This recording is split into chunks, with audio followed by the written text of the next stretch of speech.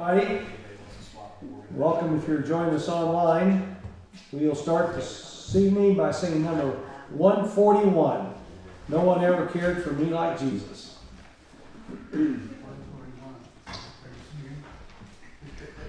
Don't have my glasses, so I will use my arms to see. That makes sense.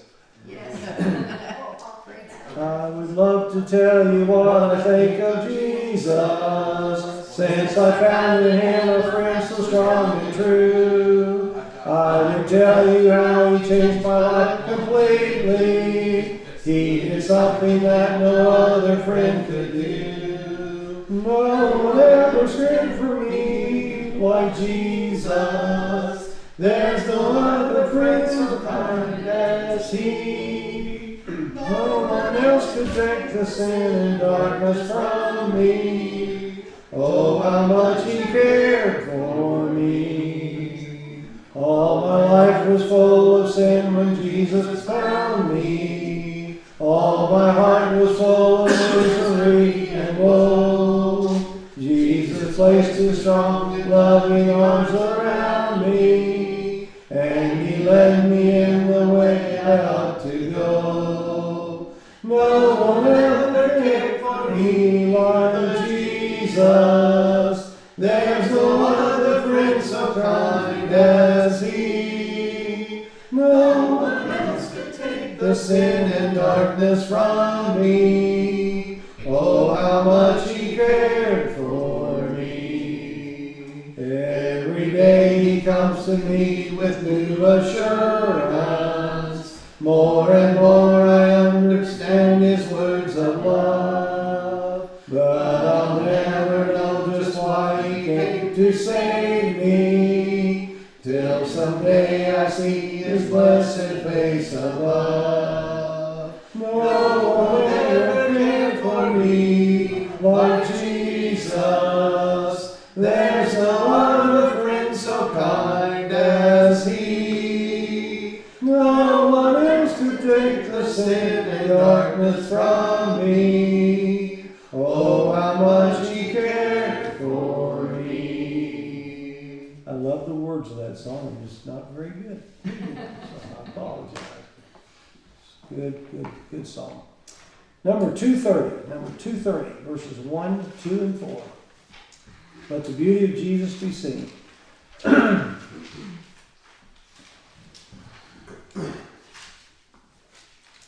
Let the beauty of Jesus be seen in me, all his wonderful passion and purity. May his spirit divine all my being refine. Let the beauty of Jesus be seen in me. When your burden is heavy and hard to bear, when your neighbors refuse of your love to share, when you're feeling so blue, don't know just what to do, let the beauty of Jesus be seen in you. From the dawn of the morning to the close of day, in example, in deeds, and in all you say, lay your gifts at his feet, ever strive to keep sweet. Let the beauty of Jesus be seen in you. All right, mark number 551 for our closing. Number 551, and Carl, will give us a word of prayer, please.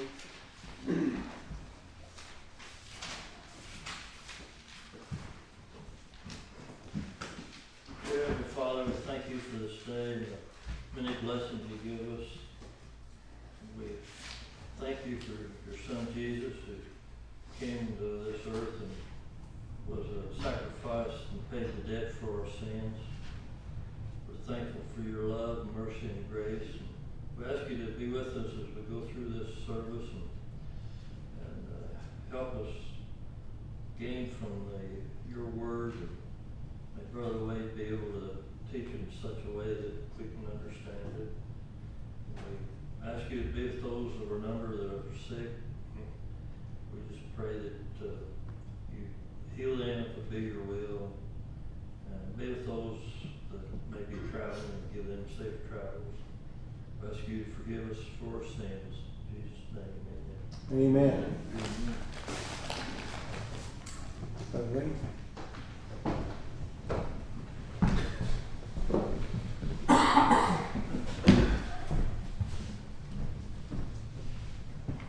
Good evening, everybody. Good evening. Good to see you all. I'm going to already snag a cough drop because that's how I'm feeling tonight. So, all right. It's that time of year, isn't it? All right, so lesson 43 tonight, we're going to be talking about the Philistines capturing the Ark of the Covenant tonight. But before we get into that, let's go back to last week, because we started talking about the prophet Samuel last week. We took a quick look at Samuel's lineage. We noticed how he was from the tribe of Levi, but he was also a descendant of Korah, the same Korah who led the rebellion back in Numbers chapter 16. We studied that story a couple of months ago now.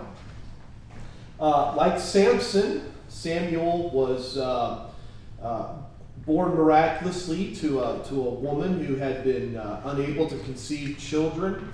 And also like Samson, he took the vow, or I guess you might say more like he was consecrated to God from his youth, and appears to be a Nazarite, if you will, takes the vow of the Nazarite for life.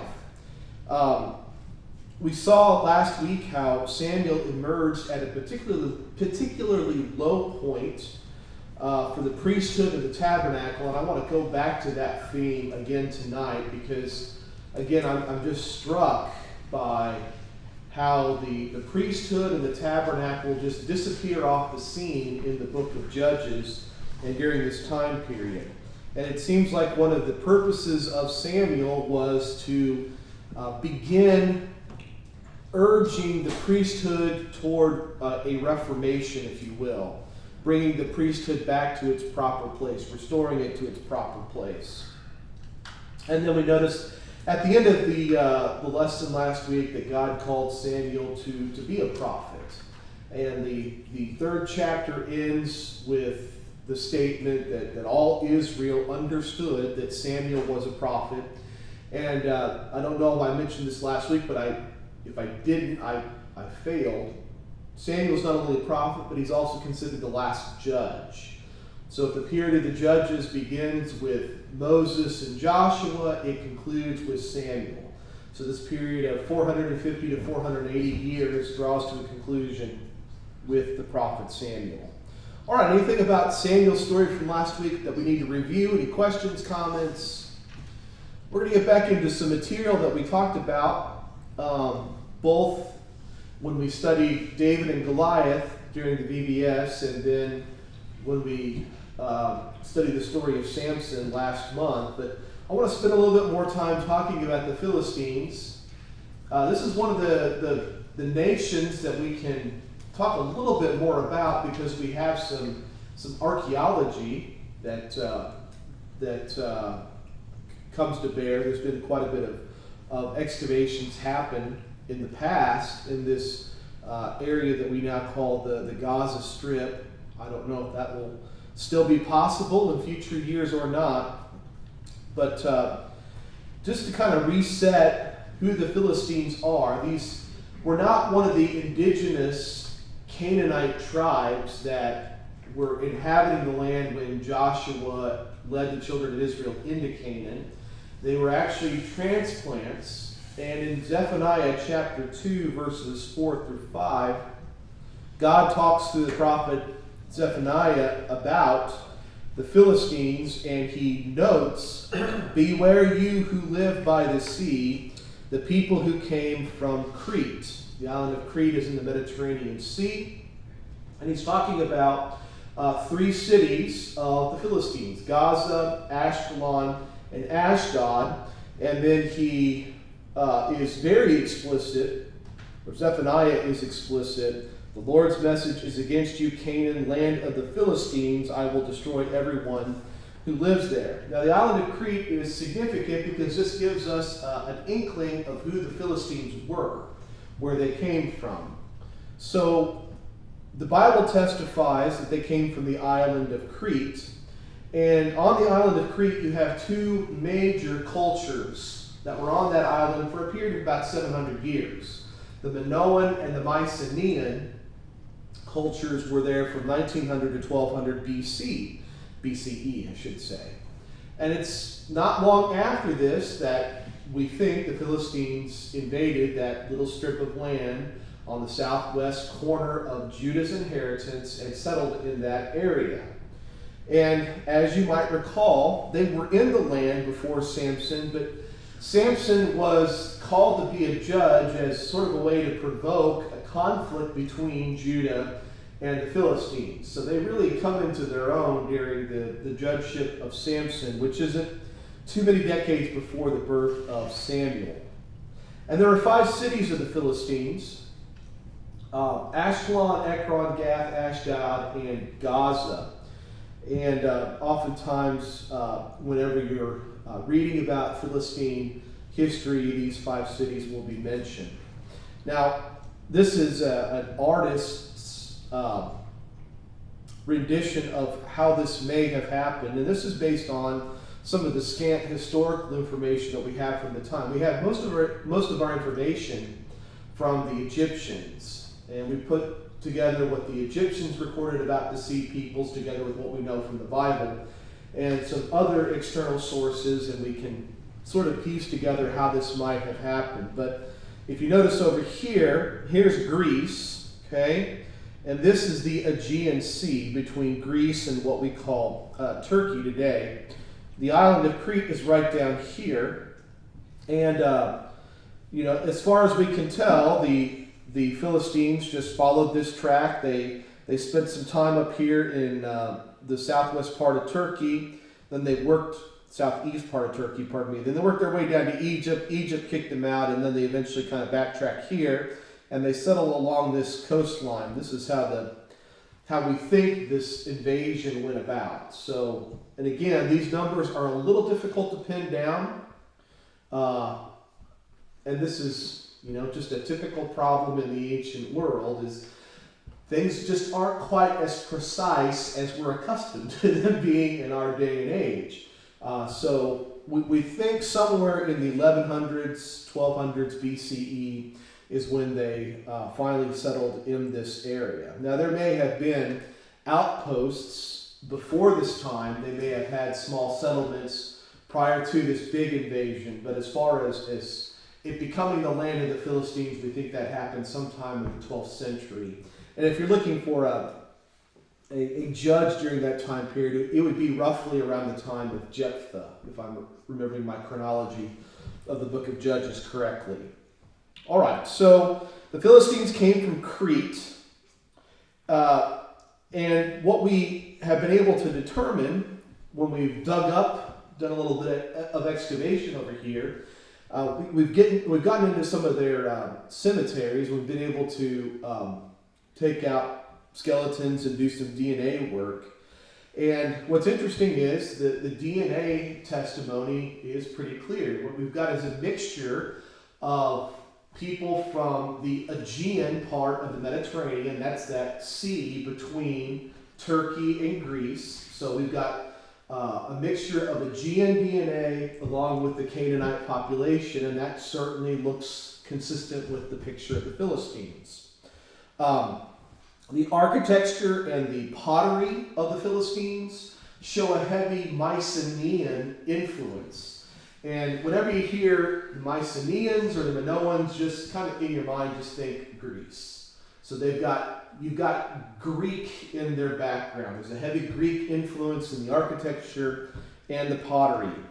The Philistines were very technologically advanced. That's one of the things that we notice when we get farther into the story is the Philistines were working with iron. They were one of the few cultures in this part of the world that was able to work iron. The Hittites, the Egyptians, and the Philistines were all more technologically advanced than the other cultures in this region. And the last thing that we know from an archaeological perspective, and I mentioned this a moment ago, the Egyptians and their historical records mention this invasion of the Sea Peoples, and they called them the Peliset. And you can kind of like squint and maybe cock your head a little bit and kind of see how we might get the word Philistine from Peliset. And just in case you're on Double Jeopardy sometime, the word Philistine is the word from which we get the word Palestine. So Palestine and Philistine are related.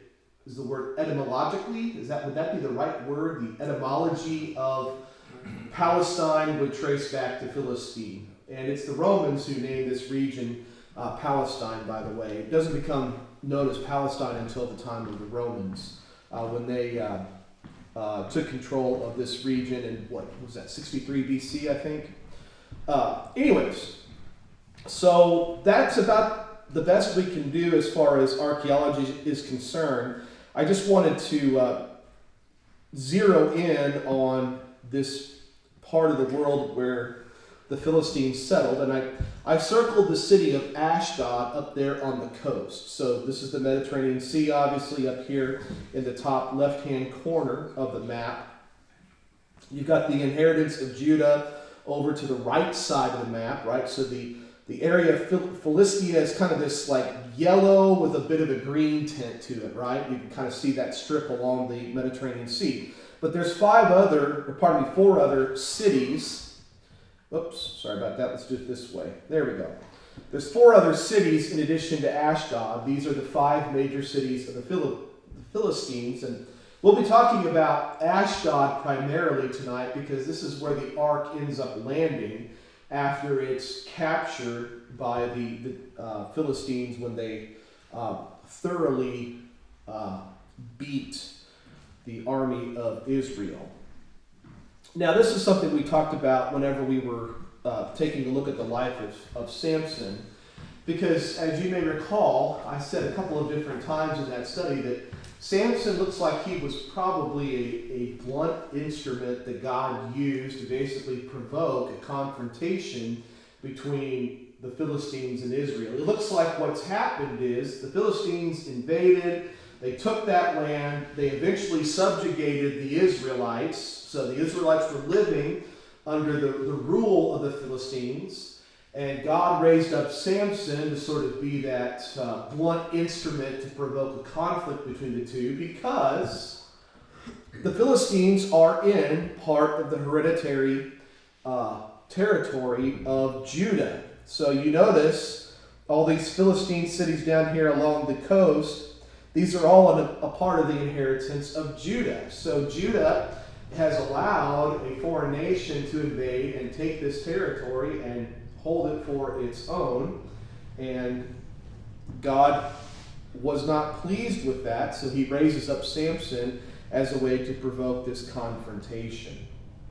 All right, so the Philistines, as best we can tell, came from the island of Crete. They have some Greek in their DNA, in their architecture, in their pottery. So they've got some of that same genetic work happening from this Aegean region. They end up settling in this part of Judah's inheritance. You've got this confrontation, and basically David's going to spend quite a bit of his life fighting the Philistines. So we'll be talking about them from time to time over the next few weeks. Now, what happened to these people? Well, eventually David is able to subjugate them, but they stay in this territory for a few centuries. But they never become Israel's friend. They're always at odds with the Israelites. And in the book of Amos, chapter 1, verses 6 through 8, God pronounces a judgment against the Philistine people. For 3 transgressions of Gaza, and for 4, I will not turn away its punishment, because they took captive the whole captivity to deliver them up to Edom. Basically, God's saying, I'm going to punish Gaza for what it did. It conspired with Edom against Israel. But I will send a fire upon the wall of Gaza, which shall devour its palaces. I will cut off the inhabitant from Ashdod, and the one who holds the scepter from Ashkelon. I will turn my hand against Ekron, and the remnant of the Philistines shall perish, says the Lord God. So God is pronouncing judgment against the Philistines and is prophesying that one day they are going to be no more. Now Amos was prophesying during the reign of King Uzziah, and these dates are rough, and you will, if you ever do any digging into the chronology of the kings of Judah and Israel, you're going to find that that is a study in and of itself that will take you down all kinds of interesting little side trails and scenic routes, because this can be kind of difficult to piece together. But Uzziah likely reigned somewhere between 792 and 740 BCE. And this is the time period in which Amos is prophesying. But the Philistines stay on the scene for quite a while. In fact, for a couple hundred more years. The Philistines eventually not only faced opposition from Israel, but they also faced opposition from Egypt, from Assyria, and Babylon. And if you think back to that map, there's a major road that runs down the coastline, the Mediterranean Sea, that goes into the land of Egypt. The Romans called that road the Via Maris. It's one of the main trade routes that was used to get from Asia down into Egypt. So this is strategically a very important piece of land. So not only were the Philistines having to face Israel, but Egypt also wanted control of this territory, and the Assyrians and Babylonians saw it as strategically important for them as well. So the Philistines basically are getting battered from all sides. Eventually, though, Nebuchadnezzar, when he is campaigning against Judah, eventually he conquers all the cities of the Philistines. You can read about that if you want to in Jeremiah chapter 47. That's a very short chapter, but it talks about the fate of the Philistines.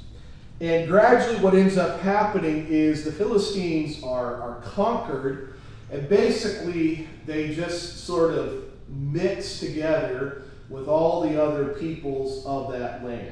They're basically assimilated in with the other nations of the region. And in fact, in the book of Zechariah, Zechariah was a prophet about, he would have been a prophet about 60 years after Jerusalem fell, 60 years after Jerusalem fell to Nebuchadnezzar.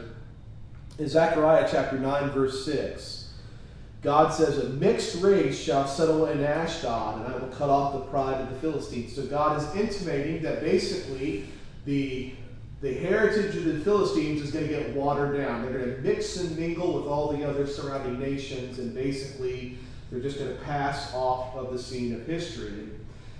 And lo and behold, when we've gotten into those cemeteries in Gaza, what have we noticed? Well, we've noticed a lot of DNA all kind of mixed together, right? It's all kind of, it's got that Aegean element, which is, that Greek element that shows us where the Philistines were from originally, but then you've got all of this various Canaanite genetic material mixed in there as well. Ultimately, though, these cities eventually fall under Persian control. And I just bring this one up because I know some of you, this kind of stuff just kind of gets you excited. So I thought I'd throw a little Alexander the Great in here for you this evening. Eventually, all the cities of Philistia fall under Persian control. So, kind of in your mind, you've got the Assyrians. They're kind of the big kid on the block. They're followed by the Babylonians, Nebuchadnezzar. And then eventually the Babylonians are conquered by the Persians. So the Persians are the next big power in this region. And Gaza, the city of Gaza, is under Persian control when Alexander the Great shows up on the scene. And Alexander the Great lays siege to the city of Gaza, who's under the governorship of a man by the name of Baptiste. And Baptiste he refuses to surrender the city to Alexander the Great. So Alexander takes his Macedonian army, he surrounds the city, he sets siege to it, and you know how the story ends because Alexander the Great is one of the great military geniuses in all of human history. He's eventually victorious, and he orders the city of Gaza, its defenses completely dismantled. He burns the city, and he executes Baptiste in a very creative way. He has hooks drilled into the bottom of his feet. He attaches chains to a chariot and drags him out around the city to die. So, yeah, you didn't want to insult Alexander the Great. He was not a very kind person. Anyway, that's a little bit about the Philistines. Maybe more than you wanted to know. Maybe some things that are interesting. Plenty of things to look into on your own there if you want to. Lots of different trails to go down. Any questions or comments before we move into the material? Oh, I thought Darrell was going to give me a hand there. Just a nose inch. All right. Let's get into 1 Samuel 4.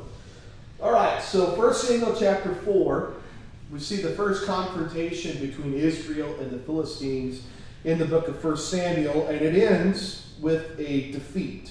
Israel is defeated at the city of Aphek, and Israel is disturbed by this loss. So in verses 3 through 5, they wonder, why has the Lord defeated us today before the Philistines? So they're wondering, why has not God fought on our side? Why has he allowed the Philistines to be victorious over us? Now, let's bear in mind what we know about conditions in Israel right now. What sort of stuff is happening in Israel? Well, remember, you've got a mess at the tabernacle. You've got Eli, the high priest. He's become an old man. His two sons, Hophni and Phinehas, they are taking advantage of people, so much so that people begin to despise the tabernacle. All right, so things aren't as they should be. The people ask, why has the Lord defeated us today before the Philistines? Let us bring the ark of the covenant of the Lord from Shiloh to us, that when it comes among us, it may save us from the hand of our enemies. So the people sent to Shiloh that they might bring from there the ark of the covenant of the Lord of hosts, who dwells between the cherubim. And the two sons of Eli, Hophni and Phinehas, were there with the ark of the covenant of God. And when the ark of the covenant of the Lord came into the camp, all Israel shouted so loudly that the earth shook. Now, this might sound like a really good plan, but this is actually a really bad idea, because the children of Israel have started treating a sacred object like just a common religious relic. This was not unusual in ancient warfare. Ancient people... Yeah, go ahead. On your last slide. Yeah. What you just said makes sense. I was actually looking at it that possibly they were treating the Ark of the Covenant as an idol. Yes. So the Lord defeated them. So what do we need to do? Well, let's bring the Ark here, and that will help. So they've actually separated it from God, and they're using it as an idol. Yeah. And that's kind of where I'm going with this. Yeah. Because ancient people often used religious relics in battle to seek divine favor, protection, and morale boost for their troops. Let me give you a few examples of this. If you've ever seen historical depictions of the Roman army, have you ever noticed how they would have an eagle up on, a bronze eagle, up on a pole? Have you ever seen that before? Okay, that's known as the Aquila. This bronze eagle mounted on a pole was the symbol of Jupiter. And it was so important to the Romans that if it was captured in battle, they would not leave the battle until they took that relic back. They wanted it. They thought that this was key to their victory. It was to them a lot like what the flag is to soldiers and Marines in battle on the battlefield. It's like that important, but it's got a religious element to it as well. Okay. Here's another example. when Charlemagne attacked and subjugated the Saxons, this happened in the 700s, pardon me, the 800s AD. Might have been a little bit in the 700s too. I think it might have been in the 700s. I might have my dates wrong. Anyways, so Charlemagne invades what we would call Germany and attempts to subjugate the Saxons. He eventually does. He takes into battle with him. He doesn't use it as a weapon, but he has in his he has with him the spear of Longinus. This was the spear that they believed pierced the side of Jesus as he hung on the cross. Now, I don't have any reason to believe that it actually was the spear, but this is what they believed, and they believed that by having that spear, that was going to give them victory, that God was going to be with them, God was going to deliver them to victory over their enemies.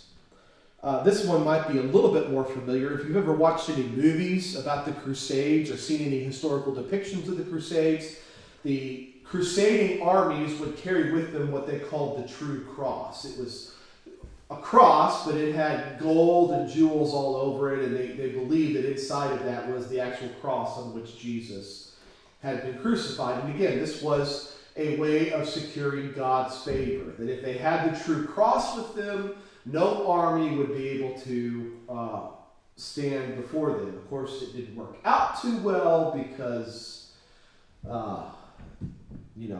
they lost some of those battles and lost them in a pretty bad way. Anyways, this is what I think is happening with the Ark of the Covenant. It does kind of have almost an idolatry sort of side to it. They've basically taken this object where God dwells in the tabernacle, and they've decided, well, we're just going to use this like a religious relic, and it's going to be the Ark of the Covenant that gives us the victory over over the Philistines. Now, I got a couple other things to say about that, but I want to link in a couple of things. One of the things that's really interesting in the book of Samuel, or 1 Samuel, is they begin to refer to God as the Lord of hosts. This is the first time in the Old Testament where God is called the Lord of hosts. This could be translated the Lord of armies. That's, to me, kind of an interesting little change. Now, of course, God has promised them all throughout the Old Law that if He is with them, they will be victorious.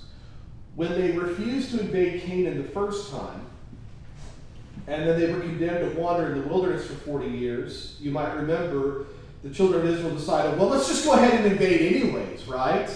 And Moses warned them. He said, do not go up, lest you be defeated by your enemies, for the Lord is not among you. So, kind of back to what Chad was saying, here's what I think was going through their heads, okay? We need the Lord of hosts on our side. Where does the Lord of hosts dwell? Well, He dwells in between the cherubim on the Ark of the Covenant in the tabernacle. So what do we need to do? We need to bring the Ark of the Covenant to us, and then God will be with us. The Lord of armies dwells between the cherubim. We lost. He's not here, so bring the Ark here. So this was kind of the I guess you might say the unstated logical sequence, right? God was not with us. Let's go get God. Let's bring Him here, and then we will be victorious, which, they're just acting like pagans. I mean, that again, this is just another indication of how far Israel had drifted away from the law and how God had revealed Himself in the law. All right. Any questions or comments, Chad? Did that kind of? Yes. Yeah. We were kind of like right there. Oh, I was so excited. I stopped talking. I thought Tammy was gonna make a comment there. Huh? Yeah. Like me going to those auctions, right? All right. Let's talk a little bit about the Ark, because we haven't seen it very much since the children of Israel crossed the Jordan River back under Joshua. So remember, the Ark of the Covenant, this is the object that led the children of Israel through the desert. Numbers chapter 10, verse 33 is just one example how when the children of Israel got ready to move, the ark would go out in front of them. It was the ark that led them across the Jordan River. And in Joshua chapter 18, verse 1, we're told that the tabernacle was erected at Shiloh, and the ark has been in the tabernacle at Shiloh as far as we can tell since then. And we know that the ark was there in the days of Phinehas, the son of Eleazar. So remember, Aaron had a son Eleazar, and his son Phinehas was the high priest once the children of Israel had conquered the land of Israel. And we know in Judges chapter 20, verses 27 and 28, that the ark was there in the tabernacle. Now, again, going back to something we talked about last week, this is one of the interesting things about the period of Judges. We don't really hear anything about the ark from this point all the way through the era of the Judges. Now remember, the book of Judges is not written chronologically. So chapter 20, even though it's at the end of the book of Judges, this is actually happening pretty early in the era of the Judges. Because Phinehas is the high priest. He's the son of Eleazar, who's the son of Aaron. So we're talking about the first or second generation of Israelites living in Canaan. Joshua has passed away. Phinehas is the high priest. The tabernacle is in Shiloh, and the Ark of the Covenant is at the tabernacle. That's the last time we hear about the tabernacle, the priesthood, and the Ark of the Covenant. They disappear off the scene for hundreds of years. And so when the Ark of the Covenant is mentioned here in 1 Samuel chapter 4, it's literally been hundreds of years since we've heard about it, at least chronologically speaking, just a few chapters as far as the Bible itself is concerned. So the priesthood, the tabernacle, and the ark, they all disappear from Phinehas to Samuel. And if you want to think of it this way, the last time we hear about the ark is with a guy named Phinehas. And what's the name of one of Eli's sons? Phinehas, right? Yeah. This is another one of those just kind of beautiful pieces of symmetry that God just sort of threads in there and doesn't draw a whole lot of attention to it. But here's a couple of interesting things to think about. So remember Balaam, the false prophet Balaam, how Balak, the king of Moab, tried to hire Balaam to condemn not to condemn the children of Israel, but to curse them, right? And Balaam attempts to do this 4 times, and all 4 times he ends up blessing Israel. If you keep on reading in the story, in Numbers chapter 25, we learn that the Moabites sent women in among the children of Israel, and between idolatry and sexual immorality, they corrupted the children of Israel. And it's Phinehas, the son of Eleazar, the son of Aaron, who takes up the spear and puts an end to this whole thing and ends up stopping a plague. So you have this Phinehas who's concerned with purity within the camp of Israel. And then you've got this descendant of Phinehas, who's the son of Eli, who is corrupting the children of Israel. So you've kind of got this contrast between the two. So the last time we heard about the ark was with one Phinehas. The next time we hear about the ark is with a different Phinehas, and they are 2 completely different types of people. One is appears to be a very earnest and zealous man, and the other is taking advantage of his position and corrupting what God has given to the children of Israel. So there's some nice symmetry happening here, and some nice contrast that can go unnoticed. Any questions or comments about that? I got to get moving because it's 7:40 and I'm only 3 verses into chapter 4. So yeah, Darrell, go for it. Yeah, them going and getting the ark and bringing it there. Mm-hmm. I understand, that became a physical symbol. But if we go back through their history with God, Mm-hmm. it's full of physical symbols. Yep. The cloud, the fire, the rod, Mm-hmm. everything everything that's been done has had a physical thing to it. Yes. So you can understand. Exactly. Why. Yeah. Their sin was what got them in trouble, not bringing the ark. No, I think the ark did get the. Oh, yes. Yeah, I see what you're saying. Yeah, it ended up being 30,000 killed. Mm-hmm. So it didn't please God. I'm just saying they were already not following God, and that they were searching. So I think it'd be a little confusing. I mean, they knew and they'd been taught, but still, they'd seen what happened to Moses with the rod and the serpent and all that. So. To me, the reason that's different is because it almost seems like in this case it's not so much a physical symbol to please God, they're trying to control God. We'll go get him and bring him here. God has abandoned us, that's why we lost the battle. And he'll do our bidding almost. Yeah, we'll just go get him and bring him here. We're not going to go get the ark to bring it here to please God. We're going to go get God and bring him here. To me, that's the difference between those. Because you're right, there are lots of physical symbols. The disconnect in the whole thing is that they misunderstood what God expected them to do. Absolutely, yeah. That was the problem, because God wanted in their hearts and wanted it, as he does in us, not physical things, but in spirit and truth worshiping. Yeah. And so we can fall into that same trap today, that we seek physical things to please God, and they don't please God. So,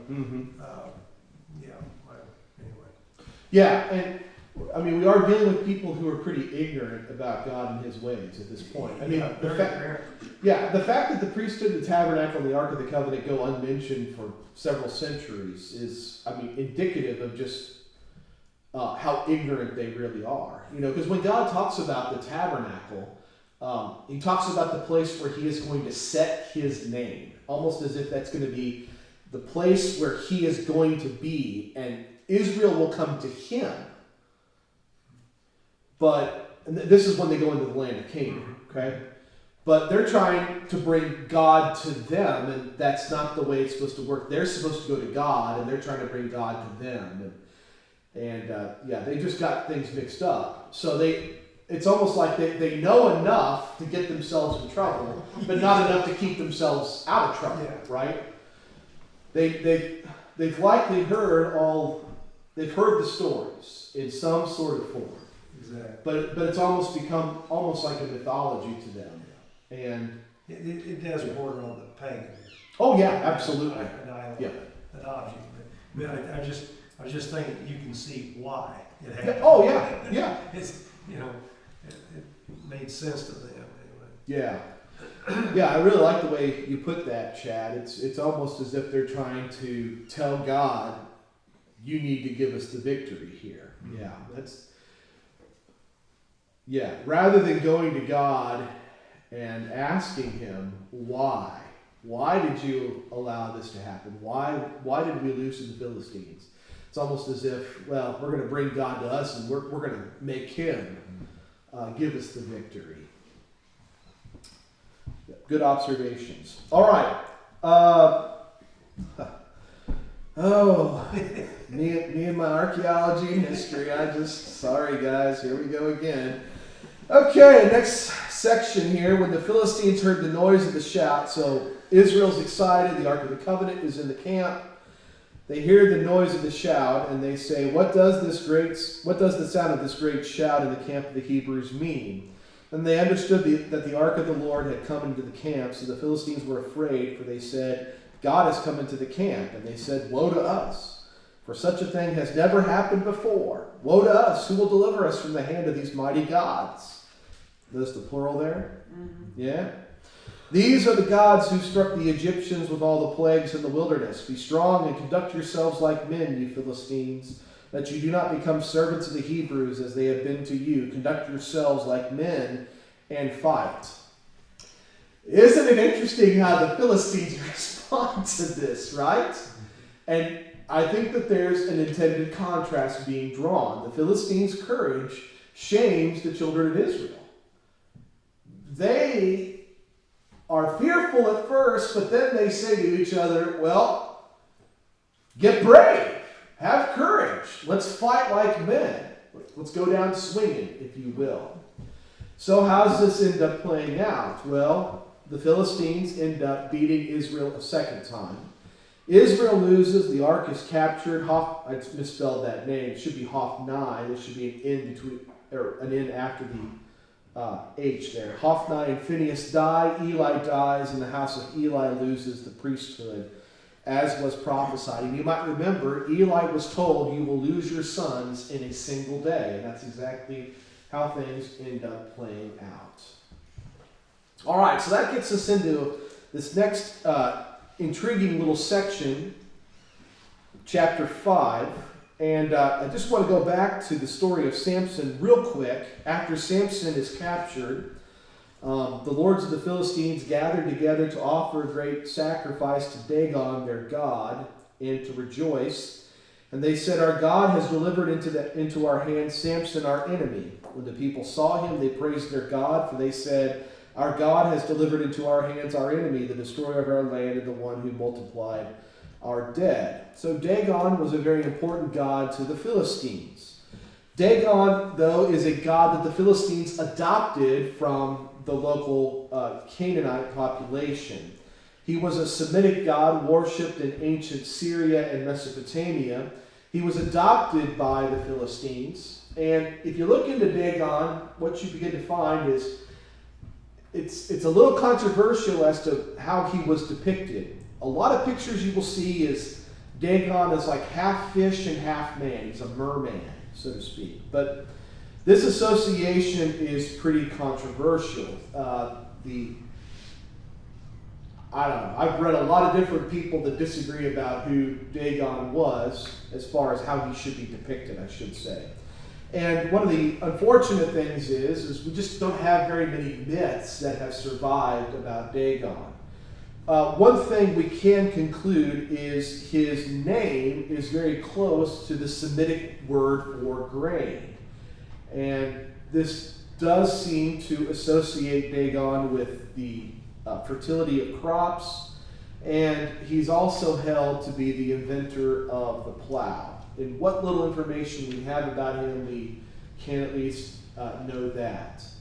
Now, the whole idea of him being a merman comes from the work of a man by Diodorus, I'm going to say it like that, Diodorus Siculus, in his Bibliotheca Historica, Book 2, Section 1. It's a mouthful right there. Yeah, he was in Phoenicia, which is just up to the north of Philistia. In Phoenicia, I saw the image of Derketo, a strange sight truly, for she had the half of a woman, but from the thighs downward a fish's tail. This is why some people think that Dagon was half fish and half man. And in this particular case, this Greek saw a goddess. Well, he saw an image that he interpreted to be the goddess Derketo. And Derketo was half human and half fish. And when you kind of do a little bit of jumping through a few hoops, the conclusion is, well, this was probably an image of Dagon who was worshipped up in this part of the world. And the Greeks and Romans, whenever they went to these other lands, they would often say, oh, well, the god you're worshiping is actually Zeus or Hermes, or you're worshiping Diana.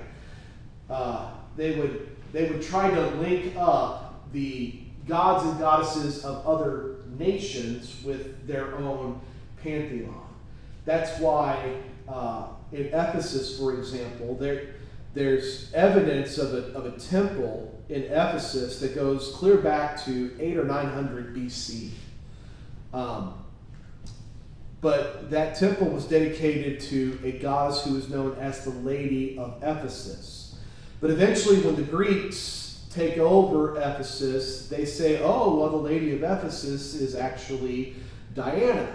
Actually, I think Diana might have been her Roman name. But anyways, be that as it may. But this was pretty common in the ancient world. And yeah, I'll just go down this road. So This happened in our hemisphere as well. When Catholic missionaries would go into South America, they would often say to the natives as they were preaching their version of the gospel to them, "Oh, this goddess that you hold to be your chief goddess, that's actually Mary, the mother of Jesus." So this wasn't unusual. This was actually a way that the Catholic Church used to preach the gospel to other cultures. So they just borrowed that idea from the Greeks and the Romans. Anyways, Dagon is here in 1 Samuel chapter 5, verses 1 through 5.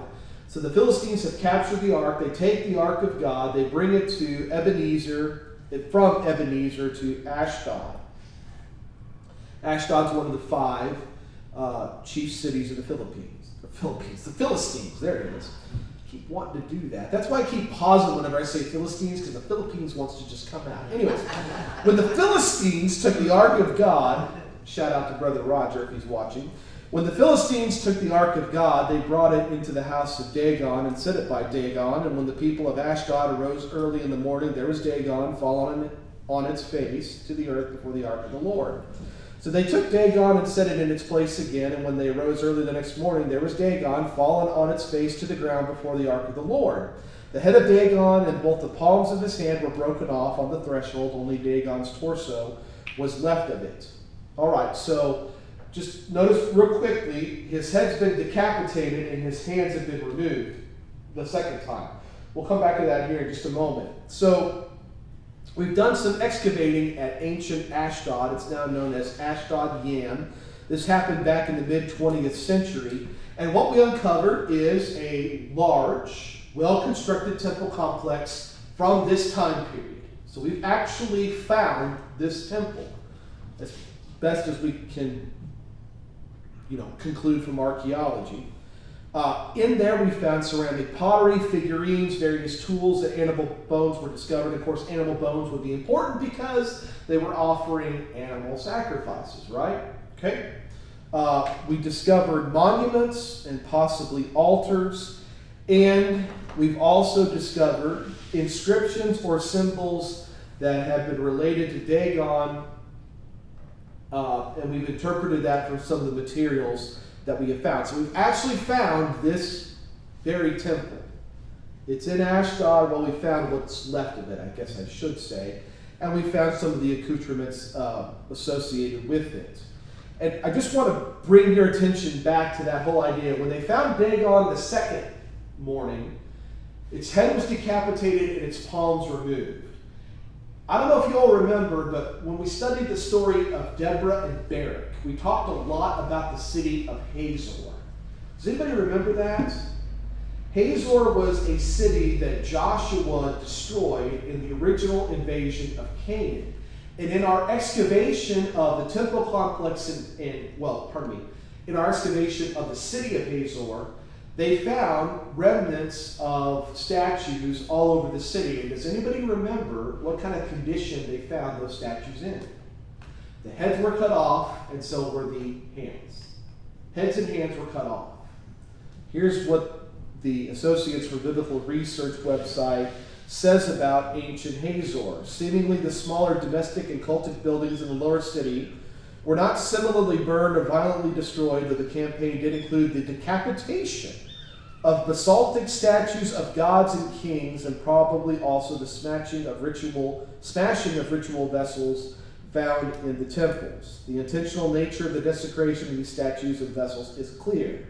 This was a systematic annihilation campaign against the very physical symbols of the royal ideology and its loci of ritual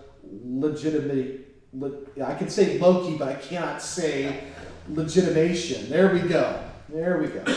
So basically they found statues with their heads cut off and broken into pieces.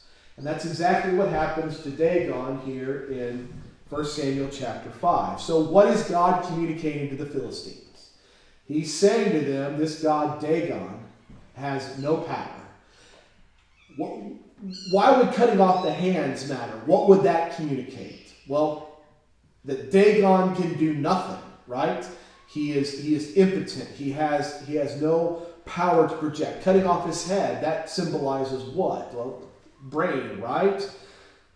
He has no, his will, his intention cannot stand against Jehovah. So God is communicating a very specific message. All right, I'm out of time. I am so sorry. I should know better than to put all that stuff at the beginning. I should save it for the end and then get to it at the end. Any questions or comments as we close tonight? So basically the story ends with 3 different Philistine cities going through plagues. Eventually they send the Ark of the Covenant back to the children of Israel with 5 golden tumors and 5 golden rats. And they put it on a cart, and they basically just kind of set it on a road, and they say if it turns toward can't remember the name of the city off the top of my head right now. If it turns toward this city, then we'll know that God is accepting the ark back. It ends up turning toward that city. It ends up eventually in Kiriath Jearim, which is a city in Judah. And that's where the Ark of the Covenant stays for a few decades. It stays there until David brings the Ark to the city of Jerusalem once he's conquered that city and made it his own. So the Ark, it's kind of an interesting study to follow the Ark through the Old Testament, and then all of a sudden it just disappears, and no one's really sure what happened to it. There's a lot of different theories that are out there, and some of them kind of border on the conspiratorial and fantastical, and some of them, just kind of putting piece in as much a history as we possibly can. But we just don't know what happened to the ark for sure. Darrell, was that a hand? No. Okay. Any questions, comments? All right, we're going to stand and sing. Is it 551? Is that right, Darrell? Yes. We'll stand and sing number 551. If we can help anyone this evening, please let us know how we can assist you. Let's do 1, 2, and 4. 1, 2, and 4. Whatever you do in word or deed, do all in the name of the Lord. Do not in vain of man or creed. Do all in the name of the Lord. Do all in His name, Lord. Do all in the name of the Lord. In word or deed, as God decreed. Do all in the name of the Lord. Be not deceived by worldly greed. Do all in the name of the Lord. The Spirit says in word or deed. Do all in the name of the Lord. Do all in His name. Do all in the name of the Lord, in word or deed, as God decreed. Do all in the name of the Lord. Till toil and labors here are done. Do all in the name of the Lord. Dear Christian friends, if you'd be one, do all